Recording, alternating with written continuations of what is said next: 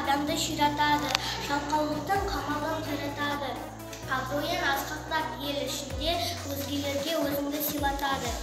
Елімдер, әнмен шуақ төгіңдер, әріптерді үйретер, әліппені біліңдер.